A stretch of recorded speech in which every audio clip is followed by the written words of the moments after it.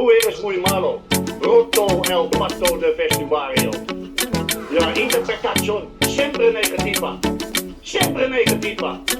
nunca positiva.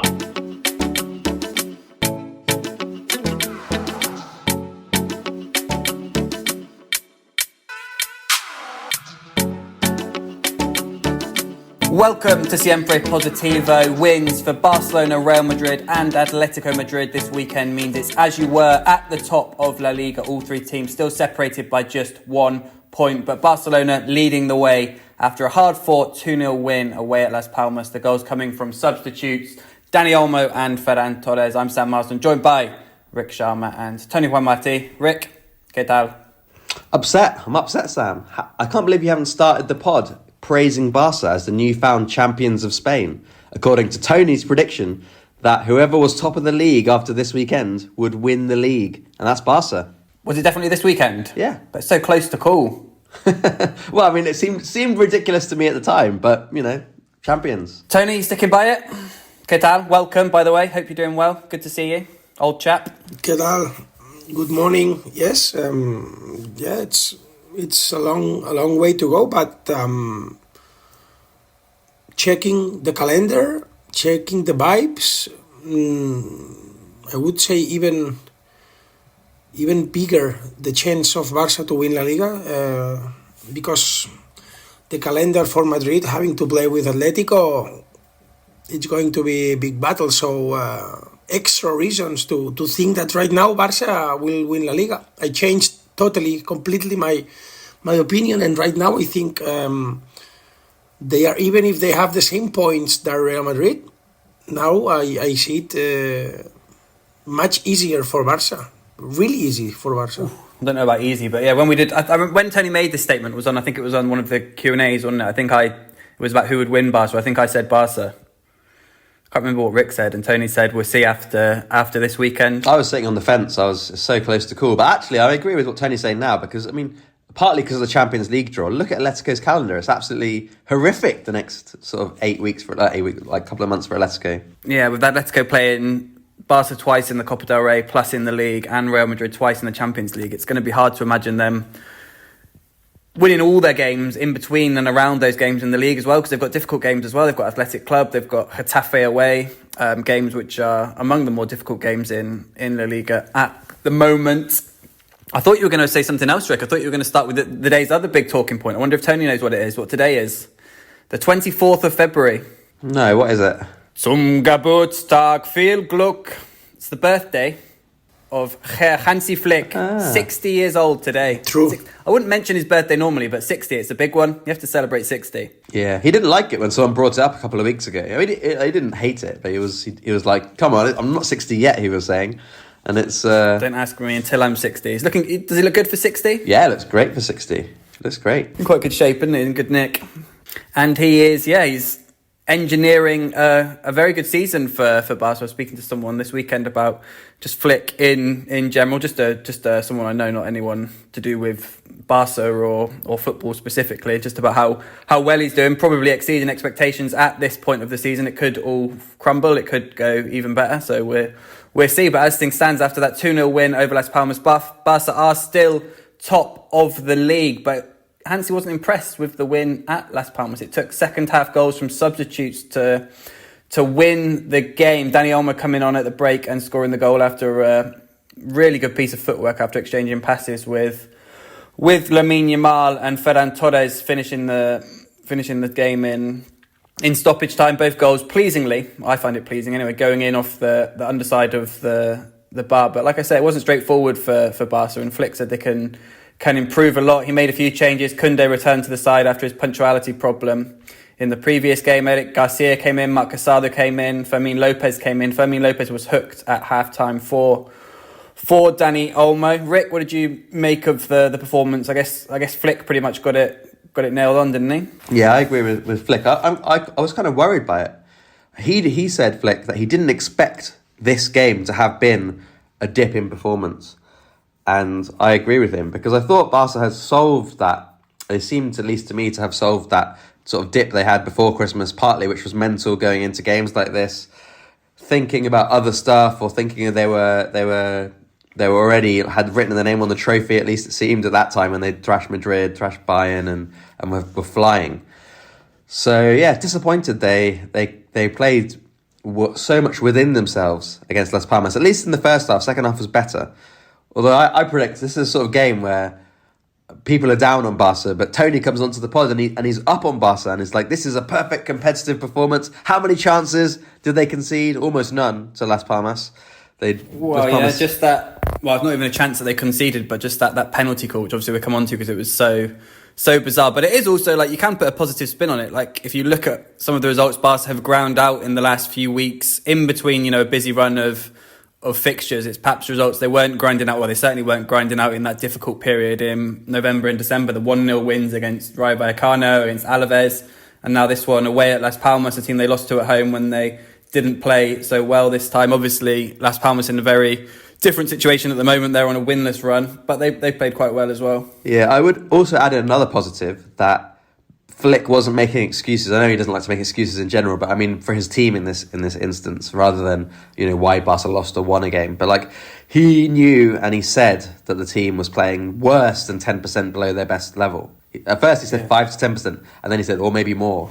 So maybe even more percent, yeah. And the other positive is, Tony's commented on this a couple of times, I don't know if it was on Sport or on social media this past week, is something we have spoke a little bit about, but it was clear again in the second half against Las Palmas, the depth. You've got Dani Olmo coming on to score the goal, who's playing. We'll see if his role starts to increase now. Ferran Torres coming on and scoring. You've got Gavi, who was unused. Frankie de Jong coming on and really managing the game well in the last sort of 10, 15 minutes.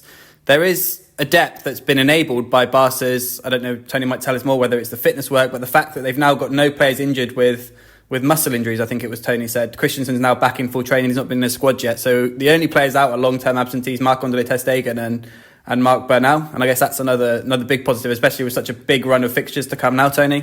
Yeah, wait, 1 sec. Let me just finish what I was going to say. Was the fact that Flick knows that was the case should mean that perhaps, unlike previously when Barca were losing these games, and at first it was like, oh, we're playing brilliantly, it was just a slip up. Oh, it was just a slip up, blah, blah, blah. This time, hopefully, they can arrest that straight away and be like, it wasn't an acceptable first half performance. Let's not do that in the next game. Tony, thoughts on the Las Palmas performance, and as what I was saying before about the fact that Barca have managed injuries so well going into this final stretch of the season now? No, I totally agree with you. As at the end, to win La Liga, you need serious performances, not only brilliant performances. And it's funny, that now Barca, when the key moment of the season is arriving, they are getting more clean sheets than normally. At the end, I wouldn't say that it's easy, because it's really complicated to get to this point. But when you arrive to this point, it's really easy to manage the team. Really, I'm not. I mean, it's the situation. I think Hansi Flick commented about this a couple of weeks ago in the press conference. He said, like, all the players want to show how good they are. The internal competition in training sessions is really high. There is a battle for several positions, centre backs, Casado, De Jong, Olmo, Fermín, Gavi. So still same Ferran is pushing Lewandowski to score when he plays. So it's perfect situation for Barcelona, because at the end you need all the squad to win titles, because all what we said, that you can play good 60 minutes, but then you need to make the difference on the final 30 minutes. That's what you did with Olmo. In other games others are Fermín. So right now this Barca is like a machine working alone, because you have all the players in full power, and when you have all the players in full power, it's because you have something, you have done something well, and for me, it's a massive good decision. The best signing of the season, it was this new staff of fitness coaches, Julio Tous and their staff, and that's a decision taken by Deco, because the board, also Deco, they were convinced that physically, in terms of fitness, the team was not ready last season, and it's proof that it was true. Apart from this, okay, now Barca is on the point where they need to be to compete with the same options than other teams. At least you have equalized other teams like Madrid, Bayern, or Liverpool in terms of intensity and fitness. Now that you have that, in the key moment of the season, it will be a coin in the air, because we have to accept that you can perfectly lose in Champions League if you hit the post and others score. Now it's going to be also about luck. But in the last 10 years, Barca was not reaching the month of March, being able to compete and being only focused on whether he will be clinical or not to win games. Even if you were going to be clinical, you were going to be out in Anfield, in Rome, because you were, in terms of fitness, in terms of depth of a squad, out of 3 steps behind big teams in Europe. Right now, this has been corrected. This has been changed. Okay, right now, you can compete with everybody. Now it's going to be about the luck. But I don't think there is any other team in Europe that is going to face the final 60 days of the season with at least 16 players that can be 100% starters.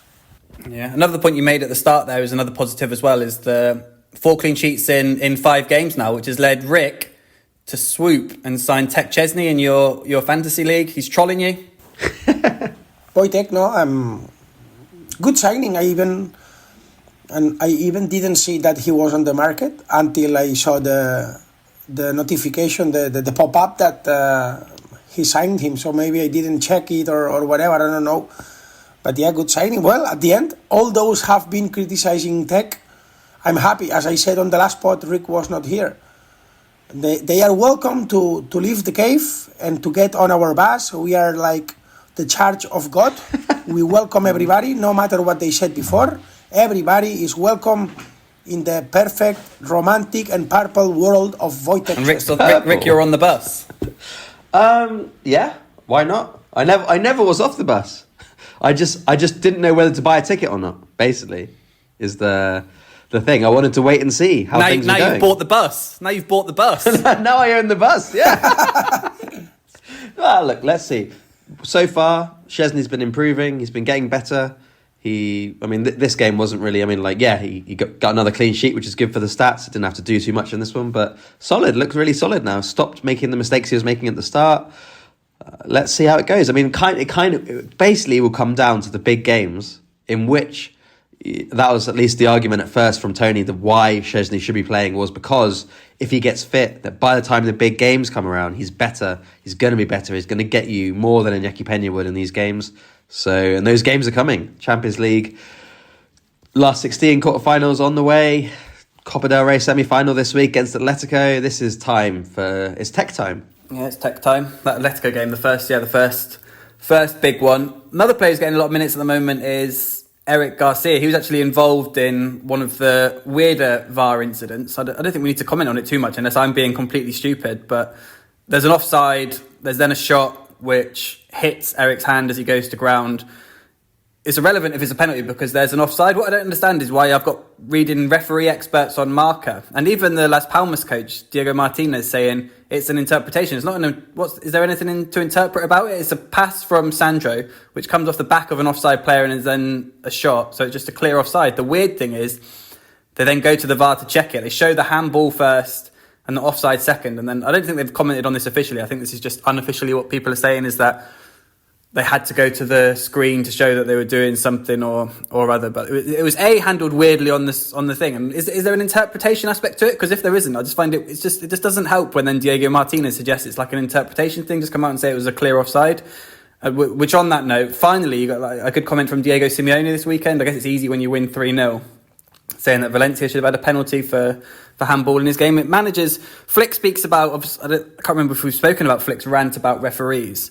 I think he speaks about protecting them and stuff. I think managers and players have a responsibility as well to, when there are calls that go wrong in their favour, to sort of take it on the chin and say, yes, this was in our favour as well, rather than sort of arguing that, oh no, that was a good call, etc. Because that just sort of doesn't help the atmosphere either. Anyway, rant-ish over. Rik, was there an interpretation to that offside, or was it crystal clear as I think it was? It wasn't crystal clear because I don't think, apart from one occasion, it was shown on television to be crystal clear.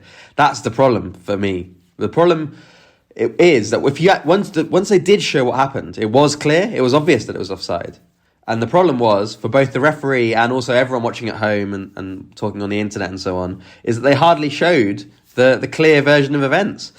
What should have happened was, they should have looked at it and seen it was offside and just told the referee it was offside, and it wasn't something for him to go and have a look at. That should have happened almost instantly, yeah. It wasn't like a minuscule offside. It was tight, but it was easy enough to almost see with the naked eye. I'm assuming with the lines it could have been done pretty quickly. Yeah. That's the mistake they made, really, because what they actually did was they made the referee go and look at the handball first, which was a decision he had to make because Eric was facing the wrong way. I think it probably should have been a handball if he wasn't offside. It would have been a fair penalty to give. Just about. It wasn't like Eric decided to handball it, but his arm was away from his body. But that's kind of irrelevant because it was offside, and they just should have shut it down before it even got to that point where they were analysing the handball. Yeah, very very weird situation. Should never have took so long. We didn't talk about Hansi Flick's rant because it was on either Saturday or Friday, whichever. Barca were on Saturday, weren't they? So it was on Friday. So we haven't podded since then. He basically brought up completely unprompted what Madrid are doing with the referees, and it was. I feel like he didn't need to do it like that because someone was going to ask him about the referees. It was inevitable. I don't know. It was quite a way through the press conference, and no one had asked him about referees, so I don't know if they would have done. No, I mean, well, I guess the following questions were, but obviously they knew he'd just gone on a rant about it, so. Maybe it was prompted by that. It was the seventh. Obviously, he only takes 12 questions, and that was this. I think it was the seventh question because I put a little line in when I get to 6, so I know it's halfway through, and it was just after that they was unprompted. Maybe he was getting worried. Maybe he was like, I can't believe this. No one's bringing up Madrid and the referees. Mean, it's such a fascinating situation now. We had during that VAR check, which was stupid. We had Frankie de Jong booked for sort of the referee said protesting his decision, which is obviously what Flick in his rant said. Players should not waste their energy. And I think he might have even said that before actually when he was talking about Bellingham in another rant. But Tony, Flick has put himself in such a situation now where he can pretty much, Barca could have the biggest decision go against them and he's not going to be able to sort of argue against it really, is he? It'd be interesting to see how he deals with that situation. I said to Rick during the last Palmas game, I don't know if it was at 0-0 or 1-0, how's Flick going to react now if Barca do get an awkward decision? I said it a couple of times, and I said it again. Big mistake for me of Hansi Flick saying this, because after saying several times that he's not going to complain about referees, he went in Lisbon in the pre-game against Benfica, and he was making jokes about that it was incredible, the penalty. The Koundé one against Getafe. Yeah, the Koundé one against Getafe. So, if you say that you are a gentleman even if you get dropped. Okay, so I expect if Barca loses La Liga from a clear decision and it's a mistake of referee, I expect Hansi not to say nothing because otherwise he will be a very hypocrite. Yeah, I mean, we're seeing videos now from a year ago of Carlo Ancelotti, not as strong as Flick, but saying sort of similar things. Saying basically, I think Ancelotti's basically saying we don't talk about referees. No, for me, it's fine if you want to go that way. It's a lot of fair play. Okay, fair play. But then I don't want you that when you lose one game, now yes, because when Xavi was doing this, we were killing him. And in fact, I got a little bit disappointed when I saw Hansi Flick crying against Benfica. For me, if you ask my personal opinion, it's a mistake. Because for me in life, 90% of the times, being elegant means that you are farther from getting your goals. For example, explains your behavior in the your Spanish job. Fantasy Football League. Yeah, exactly. No, but for example, in your job, okay, I have one friend, I'm not going to mention the name, because I've been here for several years, but they are not offering me a salary raise. No, but I'm not going to go behind them, even if I'm working well and a lot of hours. If you are elegant, oh yeah, this guy is never complaining. No one is going to come to you, because you were elegant, now I will pay you more, or you will get better conditions. Life is not about being elegant. When you are elegant, okay, yes, you have the trophy of elegancy, but nothing else. So, if Hansi Flick thinks that being elegant will help him in terms of referees, it's not like this. And Jose Mourinho knew it perfectly. If you don't cry, you don't get things. If you don't cry, you don't get things. That's why he was crying. It shouldn't be like this, but life is about this. When your company does not give you enough value until when you say, okay, I'm going to leave. No, please stay. We will pay you more. This is the same. No, we don't have to criticize referees. Then you will be fucked. You will be robbed, and then you cannot say nothing. So for me, it's a mistake to go this way. For me, what Madrid is doing, not the official statements and all these things, for me, it's a mistake, this point exactly. But what Madrid were doing was the perfect plan. Always crying, always criticizing, because then you transmit the feeling that you are always punished. So at the end, it gives you more points at the end, because you create the fake feeling that they are punishing you. And at the end, they will give you extra penalties, extra decisions. That's the most intelligent, smart thing you can do in football, because it's like this. So, for me, it's a bad decision. The one Hansi Flick is taking, it's a very bad decision. But it's his decision to go on the way of the elegant, as an elegant. Let's see. But I would like to see what happens when you don't put pressure in referees. What will happen when there is the Clásico of the second league in Montjuic, the one that could decide La Liga? Let's see what happens with Madrid creating campaign. What will the referees think when there is a doubtful action, 50-50? If they will go against this club, which is making big troubles every time, or it will be easier to go against a coach that wants to be elegant and saying that we have to think on the families of the referees. Okay, you will be elegant, but maybe you won't win La Liga because of your willingness to be elegant. Let's see. It's probably too naive to think that refereeing a game, there are rules in place, and it should be obviously not easy. Obviously, it's a difficult job, but it shouldn't be that way, where it's kind of like decided in those sort of ways. I am going to clip up that rant and show it to Luna after school. If you don't cry, you don't get things. No, it's true. You have to go behind things. It shouldn't be like this. I said it several times. It's not that I think it's fair. World shouldn't be like this, but it's built, unfortunately, like this. You only get things when you cry, when you insist, and when you go behind them. It's Rik, you had the opposite opinion. Not maybe long term, but short term, you thought that Real Madrid's protests and the letter had the opposite effect on how they were being refereed. Yeah, I think so far that... Wait. But I said it in my speech, that one thing is what Madrid were doing, and the other thing is the mistake that they made with this statement. This, yes, is playing against them, as Rik says. Yeah. I also think the same, because they went too far. When we talked about it, you said it was paving the biggest robbo yet. That was yet to come. Yeah, no, but these statements at the end is too much. One thing is pressing every week, but I think in the last 2 weeks, Florentino miscalculated, and I can think that in the short term, yes, I can see that they are not taking profit. Yeah. But they will.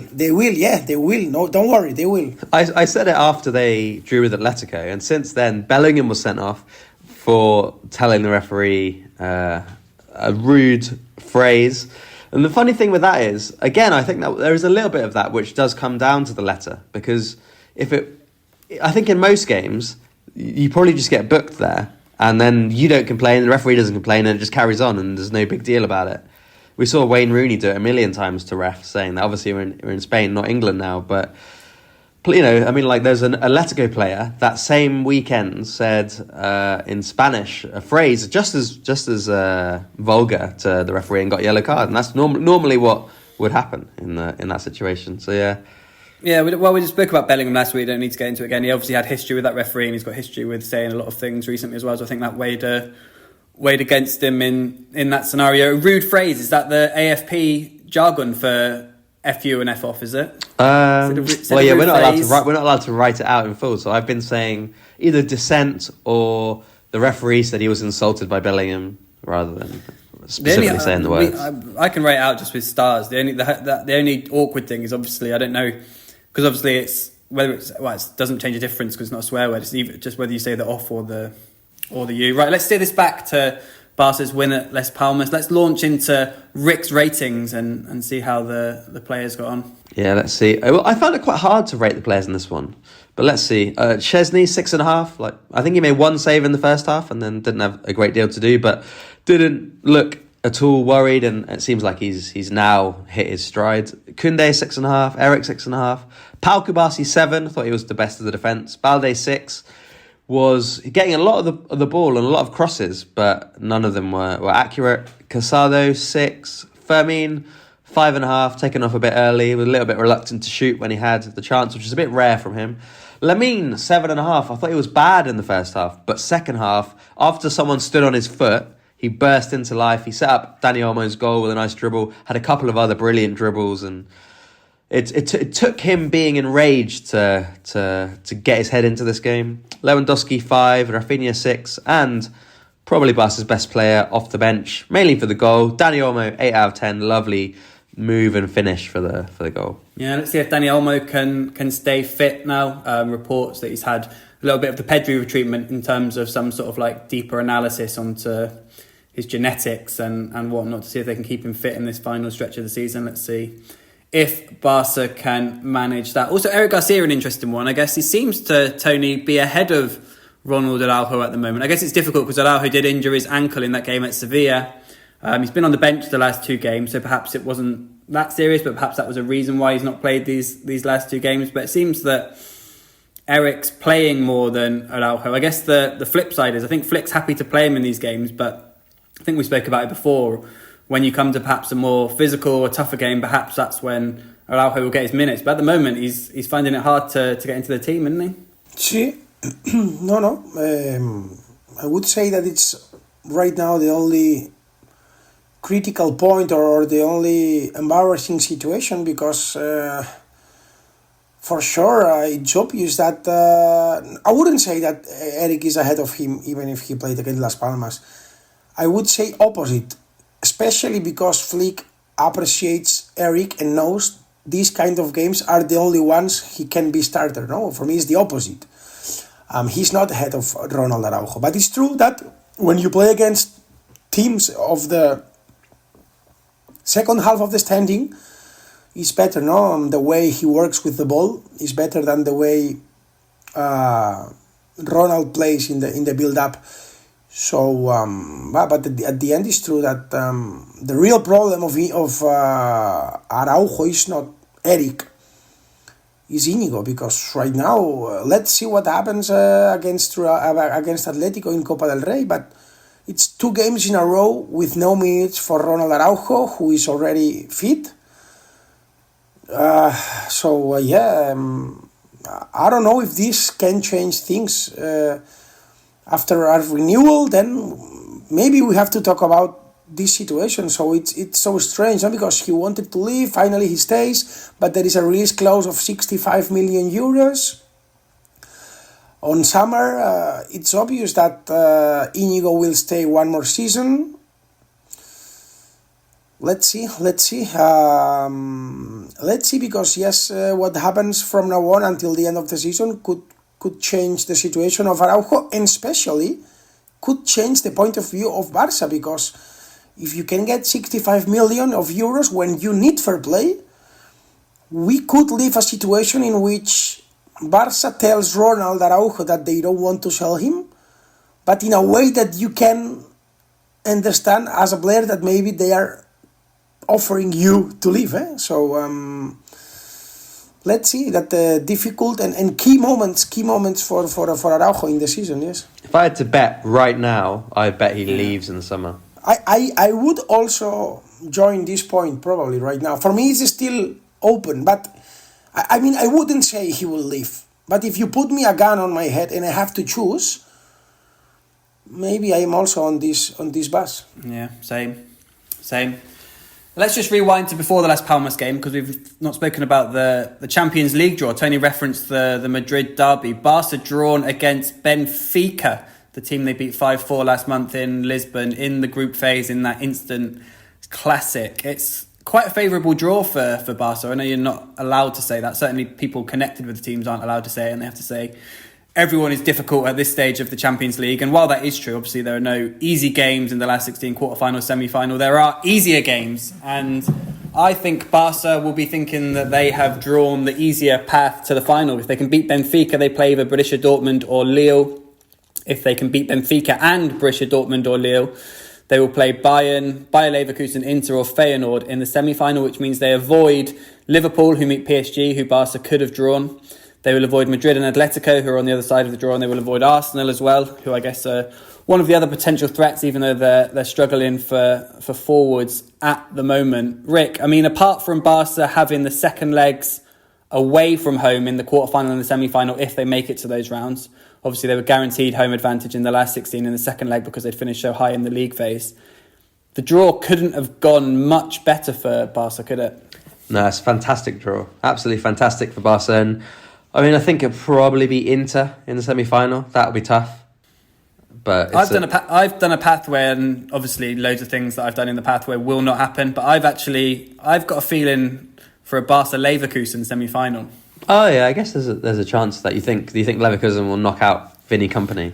I've basically been massively influenced by the Bayer Leverkusen 0-0 draw last week, which was in Leverkusen, and Leverkusen needed to win and still didn't win.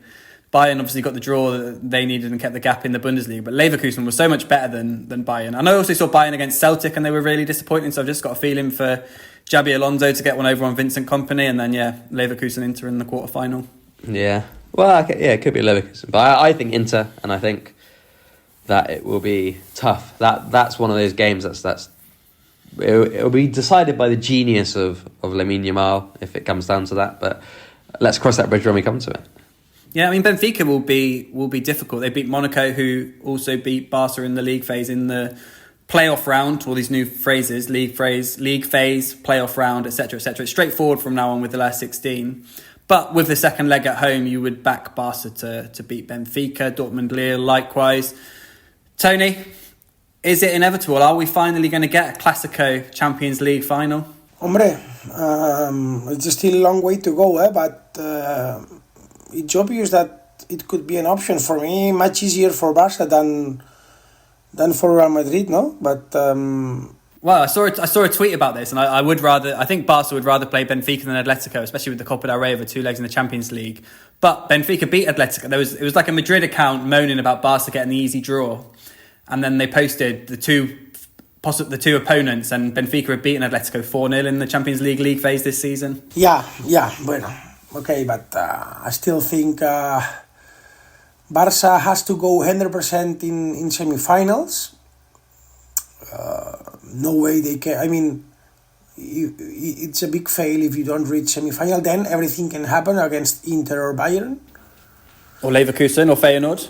Or Leverkusen. Well, I don't think Feyenoord will go at that stage. But yes, the draw was the best one for Barca. And let's see, because it would be top to leave a final Barca-Madrid. That would be total apocalypse. But, well, for the moment, I don't want to think about this because it's too far. But what for me gave to Barca the Champions draw with that double tie between Atletico and Madrid was 35-40% of La Liga to Barca. It was the biggest news, because this double tie between Atletico and Madrid in terms of media attention, desgaste, injuries, mental tiredness will be key for Barca. I'm sure that it will cost at least one or 2 points for each Madrid team. Yeah, Madrid or Atletico's potential path to the final will be a semi-final against Arsenal, probably, because Arsenal will probably beat PSV Eindhoven. I'm imagining, without writing them off. The Dutch teams have done very well this season and have been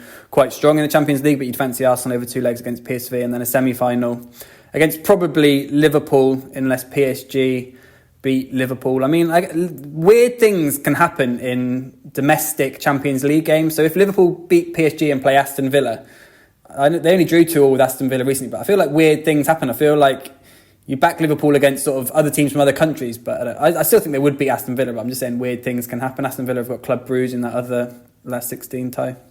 But anyway, the Champions League pathway is set. Something to look forward to. And not long to wait as well, because Barca play Atletico this week in the Copa del Rey. They then have Real Sociedad in La Liga, and then it's off to Lisbon for the next round of the Champions League. On that Real Sociedad game, and in the theme of this pod, rants about stupid VAR decisions, that don't need to be delayed. Rants from Flick about referees and Tony about Flick's rants about referees. I wanted to have a rant about the fixture scheduling because it's really annoyed me once again. It's not the first time and it won't be the last time, but once we had the Champions League draw on Friday, La Liga changed the fixtures for next weekend. So Barca were due to play Real Sociedad on Saturday, and they're now playing them on Sunday with 8 days' notice. They've done that. And I know it's nothing new, but you have people that have, Real Sociedad will have laid all the logistics for that game to come on Saturday. People that work at Barca as, stewards or in the club, etc., might have had like stuff booked on the Sunday, and everything's just changed at the drop of a hat because they want to fix these fixtures. I mean, I get why they do it, but it's stupid. Just put Barca and put the Champions League teams on the Saturday and have done with it. You can plan the day around them, and it's done. You don't have to swap them. So what this has also done is not only on a logistical level for fans, for people working at the game and stuff, it's taken away a day's rest for Barca before the Benfica game as well. And I've not double checked this, so it may have been fake news, but I don't see why it would be fake news, that Benfica have had their game either moved back or cancelled that weekend to give them extra time to plan. So not only is it an absolute mess in terms of like people going to the game, attending to the game, people making plans for the weekend, it's actually disadvantaged Barca in the preparations for the Champions League game, taking that day away. So instead of having Sunday as a rest day or a recovery day, they're now recovering on Monday, flying to Lisbon on Tuesday and have the game on Wednesday. And it just absolutely messes up the preparation for that game. And on the same theme, because they were obviously waiting for the Champions League draw, with less than 2 weeks notice, in fact 13 days notice, they've now planned the games for the weekend after, which means Barca will play Osasuna on Saturday the 8th, which could also have been done because both Barca, Madrid, Atletico are going to have Champions League games in those 2 midweeks. Again, just stick them all on the Saturday and have the fixtures done 3-4 weeks in advance so people can plan. Anyway, rant over. Sort it out, La Liga. Yeah, it's not football. It's La Liga. Yeah, it's not football. It's La Liga. Anyway. Portuguese teams usually play on Friday when the Champions League's on. They normally get their games moved or set in advance. Here we go. That Iberian correspondent coming into his own. Yeah, Portugal does fall into my remit. I have to write like 2 articles about Portuguese league a year, which is like when someone wins it and maybe the Portuguese Cup final. Yeah. Right, that's a negative note to end on. But it is SLOKI, it is what it is. Sort it out. Javier Tebas, we want fixtures sorted better, planned better and not changed once they're set in stone, because people make plans. People listening may have guessed that I had made plans for that weekend, or I hadn't made plans based on Barca playing on the Saturday, and now it's all been changed. We'll be back later this week. Barca in action Tuesday night against Atletico Madrid in the Copa del Rey. We'll be back after that game. And Tony, we need a tidbit later this week. I'm getting a lot of pressure for the tidbit, but we'll save that for the Patreon episode later this week. In the meantime, stay positive and happy birthday, Hansi Flick. With a tidbit, yes. Yeah, and zum Geburtstag, Herr Flick. Ja. Zum Geburtstag, Hansi. Alles gut.